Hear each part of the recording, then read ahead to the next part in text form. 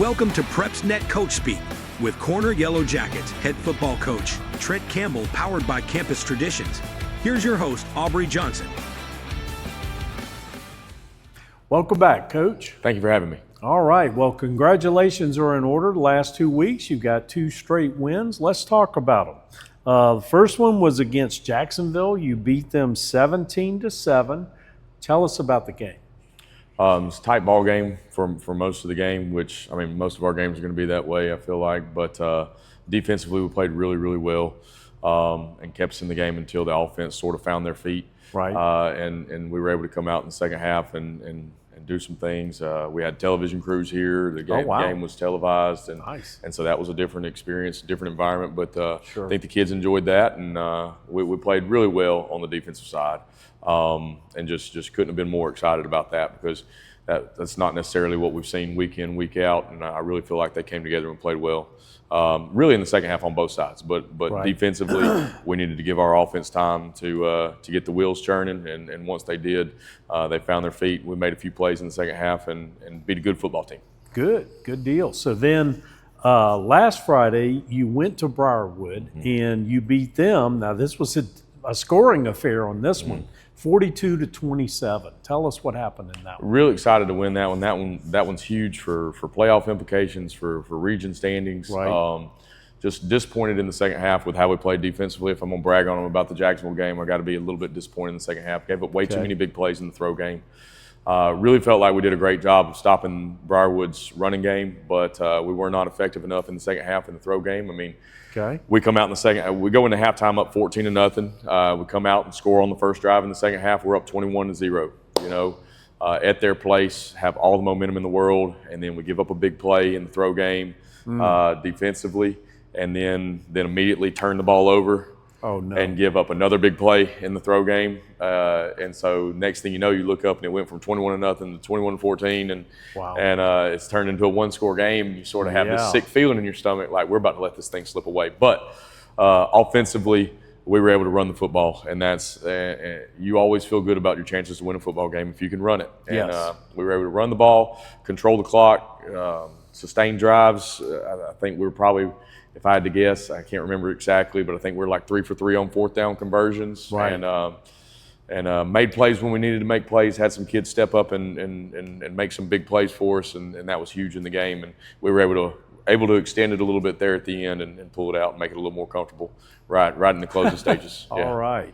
Awesome. So who played well over the last couple of weeks? I think in the last couple of weeks, we've had a few guys play really, really well, but, you know, quarterback play has been big. Keegan Coffey's done a great job of using his feet more in the last couple of games to extend plays and then be able to throw it on the run, being able to get out of the pocket. I mentioned the fourth down conversions. We had about a 4th and 5, 4th and 6 on a really important drive against Briarwood, and he drops back and he's able to scramble and gain about 25, 30 yards on the play. And it was huge. And so I do feel like he's settled in and feel a little bit more comfortable. I know what can come from that. You know, really bad things can come from that, him extending plays, but really good things can too. And I think that's when he's playing his game and he feels comfortable using his legs and creating stuff off of scrambles. And so that's been big. Spencer's played great at the running back position. Spencer Unruh's played great. He's played great every week. He hadn't had a bad game yet. Had a mistake against Briarwood, but came back and just, you know, had a big touchdown catch, which he's had a few touchdown catches the last few weeks. Been able to hit him out of the backfield, which has been important for us. The offensive line, I feel like, played fantastic against Briarwood. Probably played their best game as far as a whole game, sustaining drives, being able to run the football between the tackles. You can't do that without those guys up front. And so really, really proud of them. Defensively, C.J. Brown's been a consistent performer for us every single week. And C.J.'s played a lot on the offensive side too, and he's been able to block a little bit for Spencer. He's been able to touch the ball a few times. He's scored a couple times in the last couple games. And so C.J. lets his presence be known everywhere in all three phases. You know, somebody I hadn't talked about this year is Bradley Turner, our kicker. Bradley's had a fantastic season. That's great. I don't think we've missed an extra point yet. We haven't tried many field goals just because we usually get in some 4th and shorts, and I like going for it. And, you know, but his kickoffs have been great, and I can't say enough about Bradley. Defensively, also, Jacob Bell in the back end is our leader in the back end, and he's shown up. He had 2 picks against Briarwood, and so that makes 5 on the year for him, which is a really big number. We couldn't be more excited about that. Those turnovers have been really, really important for our success as a team, and we just need that to keep going. We need him to keep making them. People are going to challenge him. He's not a very big kid playing safety, and so he's going to get challenged. And he's been stepping up to that challenge, and he's been leading those guys back there. And really, really proud of him too. All right. So, how did you fare as far as injuries are concerned? We've still got a few kids banged up. It's not hard to find them on film. You can tell when they're a little bit hobbled, a little limpy, yeah. But it's not keeping them out. And we've got the kids that are a little banged up. They want to play, and they're wanting to play through that. And so there's a toughness and a grit about their desire to be a part of what we're doing, right? Despite the injury that I'm really, really proud of. And we're having to adjust some things schematically because we do know that there's some kids a step slower than when they're at their best. Right. But it's nothing that's affecting us too bad. There's no huge injuries. Like we're not missing any of the guys that are scoring touchdowns. We're not missing any of the guys that are blocking for those touchdowns right now. Right. And so we've settled into a nice rhythm and doing our best to rehab them every week and keep them healthy. But nothing huge right now. Right. Okay. Yes, good. sir. Good. So this Friday you host Hayden. They come in. They're struggling, coach. They're winless so far this season. They have a brand new coach, not a new coach, but their new coach is Coach Eads. He's been around. He knows a thing or two. What do you expect to see from Coach Eads and the Wildcats? I think Coach Eads is most likely focusing on making that program better every single day that he shows up. Yeah.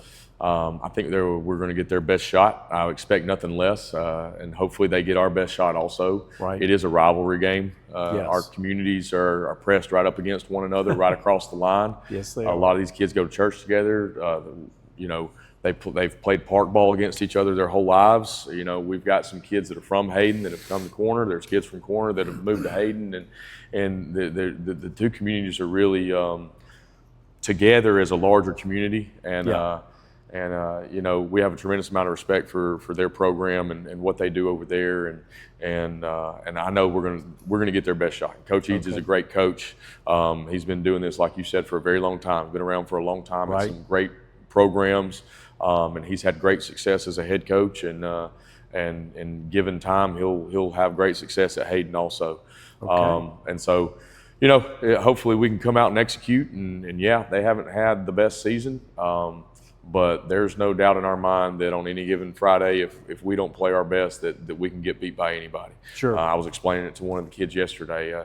We're just, in my mind, and I hope the kids feel this way, like we're not good enough to just show up and beat somebody. Like we've got to prepare. We've got to get better every day that we walk in this building and go out there and practice together. Right.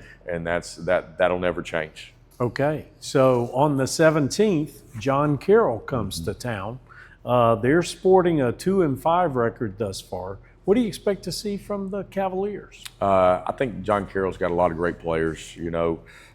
They play a tough schedule. They're playing teams like Homewood in their out-of-region games, and they've lost a couple of close ones. And then they've had the 2 wins that they've had. They've performed really well. I think they're a crew that can put up a lot of points if you're not sound in what you're doing defensively. Honestly, they had us on the ropes last year and really should have beat us last year.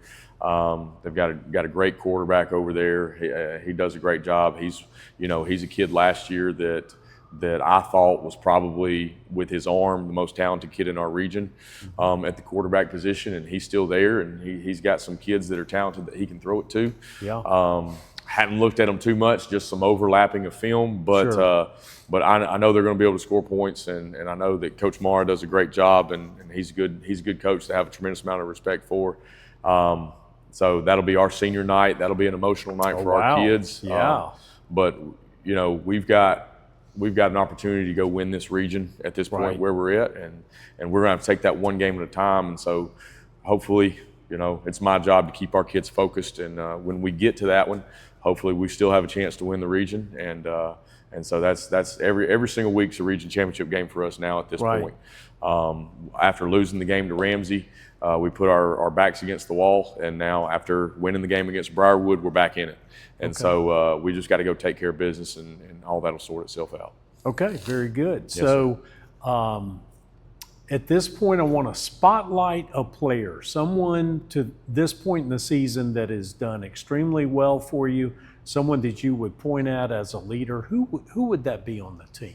You know, I don't think I've spent enough time talking about Jacob Bell's impact on our team, and I mentioned him earlier, and him having 5 interceptions. I don't think we joked around at the beginning of the season. I can remember it was probably our first conversation. We were talking about some of our young men, and Jacob came up, and we talked about how many opportunities he missed last year on some interceptions, and he is, I think every opportunity he's had to create a turnover this year, he's successfully taking advantage of that. And so from one year to the next, last year as a junior, it was his first time starting, and he's a very intelligent young man.